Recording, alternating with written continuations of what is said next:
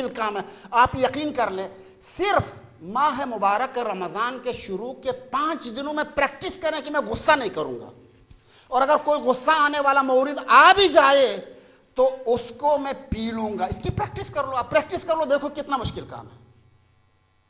जब आप सोचेंगे ही नहीं, प्रैक्टिस ही नहीं करेंगे, तो बाकी जिंदगी में बंदगी आप समझते इतना आसान है?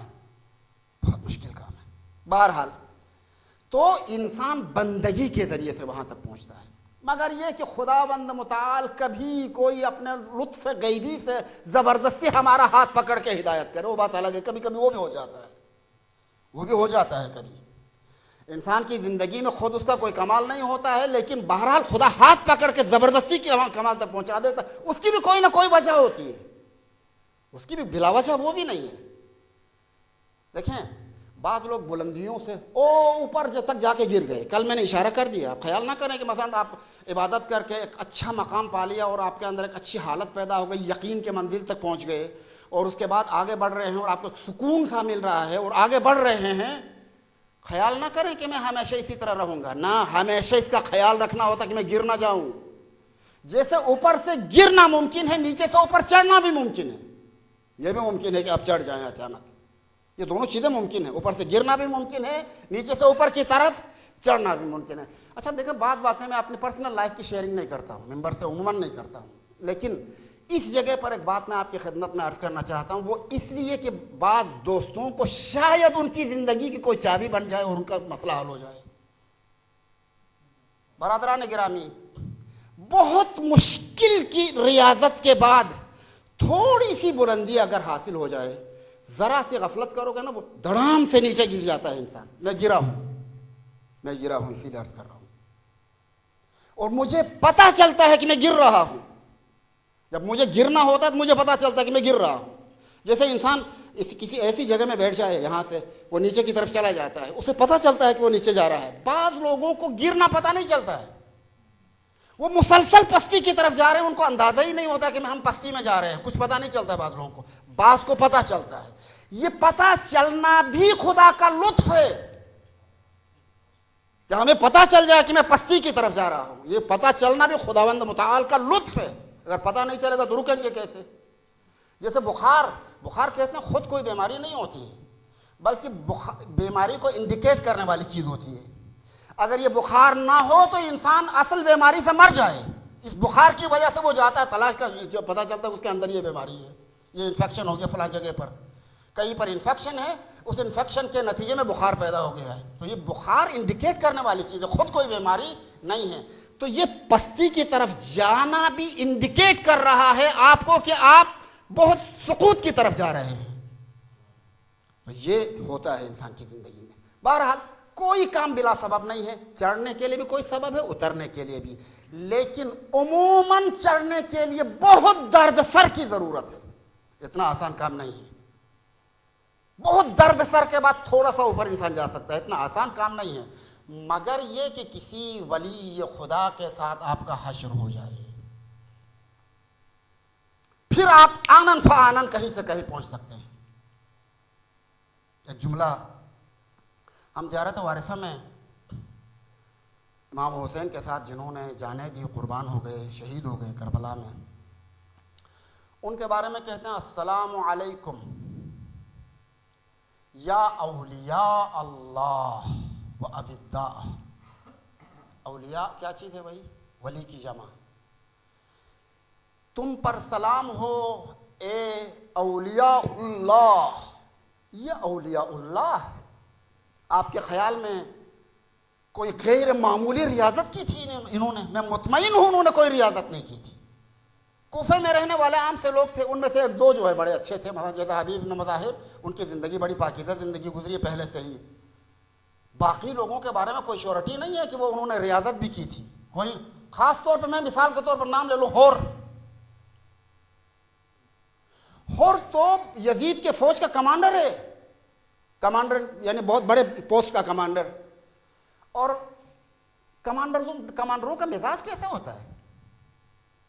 खुसूसन यजीद जैसी गवर्नमेंट, उसकी गवर्नमेंट के कमांडर कैसे कमांडर होंगे आपके ख्याल में? इस जमाने के कमांडर किस किस्म के कमांडर? वैसे ही कमांडर था वो भी, उसने कोई रियासत थोड़ी की थी, लेकिन एक लहजे के इल्तिफात ने उसको कहां से कहां पहुंचा दिया, कहां से कहां। ये खुशकिस्मत लोग हैं, वाकयान बहुत खुशकिस्मत लोग हैं कि जिनको ऐसे मौके मिल जाते हैं कि आनन फा आनन, जमीन से आसमान तक परवास कर जाते हैं।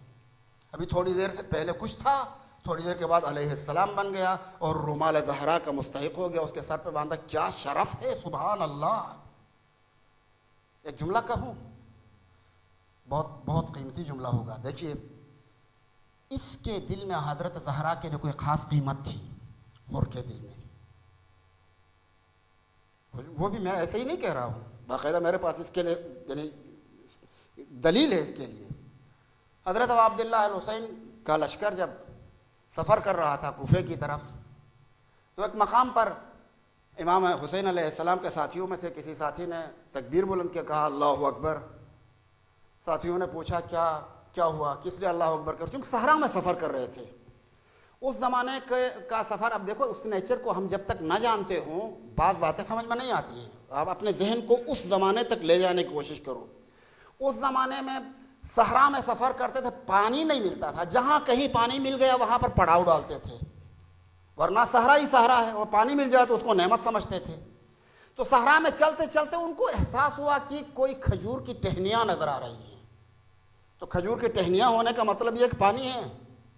लिहाजा उसने जो अल्लाह अकबर कहा था वो इस बिना पर कहा था कि खजूरों का बाग है, इसके मानी यह है कि पानी है, यानी ज़िंदगी है। उसने अल्लाह अकबर कह दिया। किसी और ने कहा कि कहाँ खजूरें हैं भाई, कोई लश्कर आ रहा है, उनके नेज़े हैं और उनके झंडे हैं, तो कोई खजूर नहीं है। ज़रा आगे बढ़े तो पता चल गया कि वाकई वो कोई खजूर का बाग नहीं है, हुर का लश्कर है, पूरा लश्कर आ रहा है। मुलाकात हो गई हज़रत अब्दुल्लाह अल हुसैन के हुर से। हुर का लश्कर निहायत प्यासा था। उसके ऊपर जो सवार थे वो तो प्यासे थे ही, जानवर भी प्यासे थे, घोड़े प्यासे थे। रिवायात में है कि हुर के लश्कर के घोड़ों की ज़बानें बाहर निकली हुई थी, यानी उसकी वजह से, बहुत गर्मी की वजह से मुंह खुला हुआ था और ज़बानें निकाले हुए। इस तरह से उनके जानवरों का यह हाल था। हज़रत अब्दुल्लाह अल हुसैन ने अपने सक्का से हज़रत अबुल फज़ल अब्बास से कहा कि अब्बास इन सबको पानी पिलाओ। हज़रत अपने साथ बहुत सारा पानी का ख़जाना लेके आए थे। सफ़र में चलते हैं तो पानी अपने साथ रखते हैं। पानी दे दिया सबको, हत्ता जानवरों को दे दिया। एक हुर के लश्कर में से एक शख्स का बयान है कि वो कहता है कि मुझे इतनी प्यास लगी थी कि मैं पानी, मेरा मशकीज़ा मेरे मुंह के सामने लाया गया, लेकिन मेरी आंखें काम नहीं कर रही थी। मुझे ऐसा लग रहा था जैसे तारीकी है। मैं उस मशकीज़े के दहन को सही तरह नहीं पकड़ पा रहा था, वो मेरे मुंह के करीब कर रहा था और मैं गिरा रहा था, पानी नहीं पी सकता था शिद्दत प्यास की वजह से।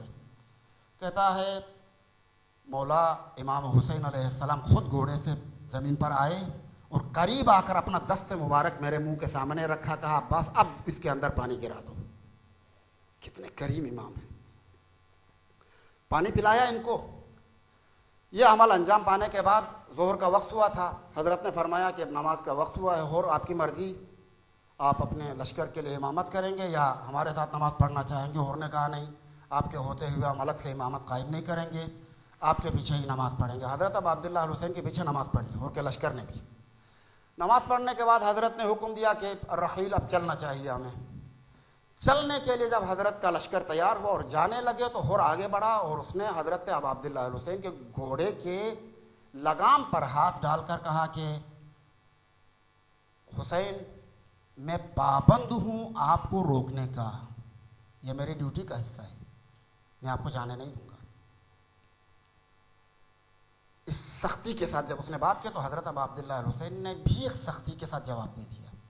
फरमाया सकलत का उम्मुक या हुर, हुर तुम्हारी माँ तेरे गम में रोए, तू इतना जरी हो गया है कि हुसैन के घोड़े के लगाम पर हाथ डाल के कहता कि मैं जाने नहीं दूंगा। इतनी तुम में जुर्रत आ गई। हुर ने कहा, जब हुर ने सुना कि उसकी माँ का नाम लिया जा रहा है, सकलत को उम्मुक, अरब में उम का नाम लेना अच्छा नहीं समझते हैं, मैंने गाली समझते हैं। लिहाजा उसने कहा मेरी माँ का नाम लिया। कसम खुदा कि अगर कोई और ये जुमला कहता तो मैं भी उसी तरह का जुमला उसकी माँ के लिए कहता, मगर मैं क्या करूं, आपकी माँ फातिमा ज़हरा है। मैं ये अर्ज कर रहा था ना, जो रूमाल सहरा जनाब हुर की पेशानी पर बांधा गया, उसकी कोई वजह है। ये रूमाल जहरा यहां तक इसलिए आया कि मकाम जहरा हुर के दिल में था। उस मकाम जहरा की वजह से ये इनाम हजरत अबू अब्दुल्लाह अल हुसैन की तरफ से मिला। उसने ये वाकया ख़त्म हो गया। उसके बाद हुर ने कहा कि ठीक है, मैं आपको कुफे की तरफ तो जाने नहीं दूंगा, लेकिन आपको मैं लौटाऊंगा भी नहीं कहीं। अब आपकी मर्जी, जहां जाना चाहें आप जाएं। हज़रत अबू अब्दुल्लाह हुसैन ने करबला का रास्ता इख्तियार किया। करबला पहुंचे, फुरात के किनारे खेमे लगा दिए और ये खेमे वहीं पर रहे 2 मुहर्रम तक। 2 मुहर्रम को उमर इब्न साद का लश्कर आ गया और वो लश्कर जैसे ही आ गया, उस लश्कर ने वो खेमे वहाँ से हटवा दिए और हज़रत अबू अब्दुल्लाह भी राज़ी हुए खेमे हटाने के ऊपर। वो भी एक लंबा मसला है कि क्यों राज़ी हुए। बहरहाल उसके 7 मुहर्रम से पानी बंद हो गया। 7 मुहर्रम से जब पानी बंद हो गया तो किसी और को तकलीफ हो ना हो, यजीद के लश्कर में हुर को शदीद तकलीफ थी। वो अच्छी तरह समझता था कि ये जो हुसैन के खेमों से बच्चों की जो आवाज़ आ रही है, हाय प्यास, चचा जान प्यासा हूँ, अल आतश, इन अल आतश की आवाज़ों को हुर अच्छी तरह समझ रहा था। और हुर समझता था कि जो आज औलाद जहरा प्यासे हैं, औलाद पैगंबर अकरम जो आज प्यासे हैं, उसकी वजह मैं हूँ। मैंने इनको रोका है और मैंने उन्हें प्यासा रखा है कि जिन्होंने अपना पानी हमें दे दिया था। हम जब प्यासे थे, हमने उन करीमों की औलाद को प्यासा रखा है आज कि जिन करीमों ने जब हम प्यासे थे तो अपना पानी हमें दे दिया था। ये उसके ज़मीर को बेचैन कर रहा था, उनके ज़मीर को। देखिए, ये चीज़ें होती हैं इंसान को बुलंदी की तरफ ले जाने वाली। मैं अपने मौजू को भूला नहीं हूँ। मैं जो कह रहा था ना, इंसान अचानक बुलंदी की तरफ जाता है। वो अचानक बुलंदी की तरफ जाने के पाकीज़ा ज़मीर चाहिए। पाकीज़ा ज़मीर हो तो इंसान बुलंदी की तरफ। मरा हुआ इंसान कहाँ जा सकता है? और अगरचे लश्कर यजीद में था, लेकिन एक पाकीज़ा ज़मीर का मालिक।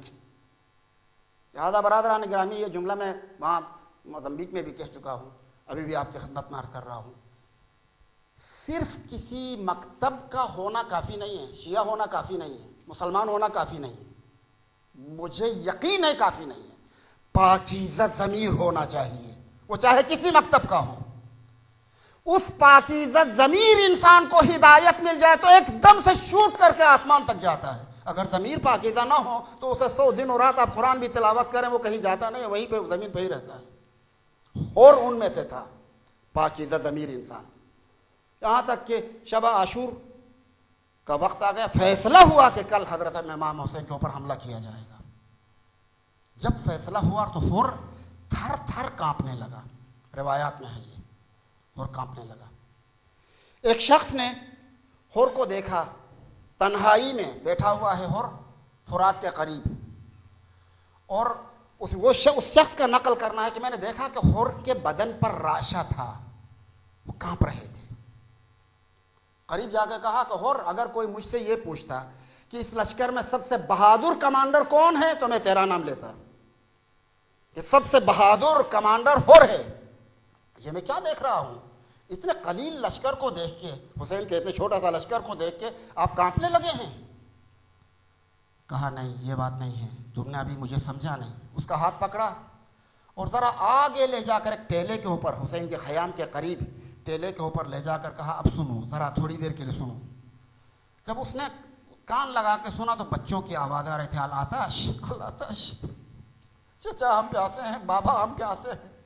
जब इमाम हुसैन के बच्चों की अल आतश की आवाज़ें उसने सुनी और ने, तो कहा कि देखो ये बच्चों की आवाज़ें जो आ रही है ना, ये बच्चे कोई और नहीं है, पैगंबर की औलाद हैं।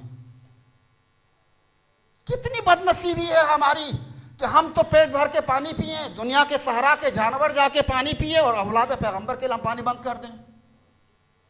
इस वजह से मैं थर थर कांप रहा हूं, इस जुर्म पर मैं कांप रहा हूं, और उसका सबब भी मैं बना हूं, मेरी वजह से ये कुछ हुआ है। लिहाजा मैं अपने आप को दोज़ख और जन्नत के दरमियान देख रहा हूं। अगर उस तरफ गया तो जन्नत है, यहीं रुको तो जहन्नम है। मैं इसको समझता हूं। फैसला कर दिया हुर ने, अपने बेटे को भी लिया अपने साथ, अपने गुलाम को भी लिया अपने साथ, और बाज़ रिवायात के मुताबिक सहर के वक्त यानी रात गुजर गई, सहर के वक्त, सहर के वक्त को इसलिए इंतखाब किया कि लोग सो रहे हों आराम से, ये तन्हाई में निकलने के लिए इम्कान, वरना शायद मुहाफिजीन भी रखे थे ताकि कोई इधर से उधर ना जाए। को ऐसे वक्त को उसने इंतखाब किया कि जब लोग गफलत में हो, उस वक्त वो सहर के वक्त वो चला गया। जाने के बाद अपने ग़ुलाम से कहा हज़रत के ख़याम के करीब पहुँच कर कि ग़ुलाम करीब आ जाओ। जब वो करीब आया तो उनका मेरे हाथों को मेरे पुश्त की तरफ बांध दो। ग़ुलाम ने वजह पूछी, आका मैं क्यों ऐसा करूं? कहा देखो मैं हुसैन के दरबार में जा रहा हूं और अपने आप को एक आज़ाद इंसान की तरह पहुंचाना नहीं चाहता हूं, ग़ुलाम की तरह से पहुंचाना चाहता हूं, ताकि वो करीम इब्न करीम मेरी ग़ुलामी यानी मुझे अपना ग़ुलाम के तौर पर कबूल करे। अगर वो अपनी ग़ुलामी में मुझे ले लेगा तो तब मेरी शफाअत और मेरी नजात की कोई गुंजाइश निकल जाएगी, वरना मुमकिन नहीं है, मेरा गुनाह इतना अजीम है। इसरार करने पर ग़ुलाम ने उसके हाथों को बांधा और इसी तरह से लेके गया। हज़रत अबू अब्दुल्लाह हुसैन उनके इस्तकबाल को आए, सीने से लगाया और कहा और ये तुमने क्या किया, अपने हाथों को क्यों बांधा है?